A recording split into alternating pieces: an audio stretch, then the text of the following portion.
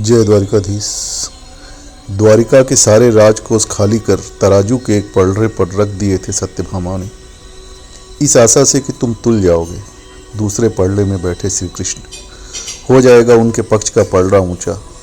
मगर बांसुरी वाले भक्त वत्सल गोपालक सुदामा सखा कृष्ण कहाँ तुलने वाले थे। सारे संसार की धन संपदा से वह तो तुल गए तुम्हारे भेंट किए हुए अन्न के एक दाने से। ऐसी अद्भुत शक्ति की स्वामिनी हो रुक्मणी, अनन्य भक्ति और निश्चल समर्पण का अद्वितीय उदाहरण।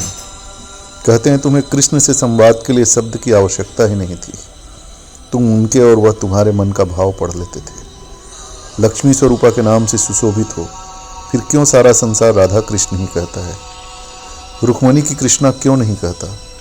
रुक्मणी हंस दी प्रश्न सुनकर। उन्होंने कहा, सुनो, राधा कृष्ण कहलाने के लिए राधा का पृथक अस्तित्व होना चाहिए ना।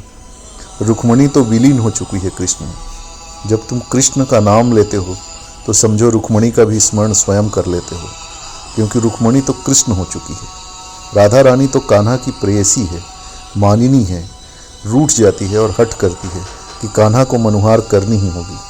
कान्हा का ध्यान चाहती है, हर समय अपने स्व का मान चाहती है, इसीलिए तो उनके भाग्य में विरह है।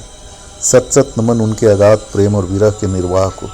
लेकिन रुक्मणी तो धन्य हो चुकी है कृष्ण की भक्ति स्वीकार्य से ही। भक्त भला रूठता है कहीं प्रभु से? भक्ति में स्व का भान ही नहीं होता है। द्वैत का स्थान ही कहाँ है?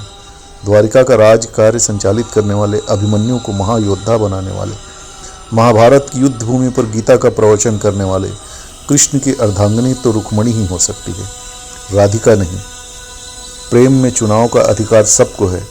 कृष्ण प्रेम में तुम्हें राधिका वाला भान रखकर विरह रहना स्वीकार्य है, या निसंकोच पूर्ण समर्पण कर भक्ति भाव से कृष्ण हो जाना, यह निर्णय तुम्हें करना है। यह कहकर चली गई रुक्मणी, कृष्ण बन चुकी रुक्मणी, जो कृष्ण के हृदय में निवास करने वाली राधा से कहीं ज़्यादा कृष्ण के शरीर में समा चुकी रुक्मणी थी। जय द्वारिकाधीश।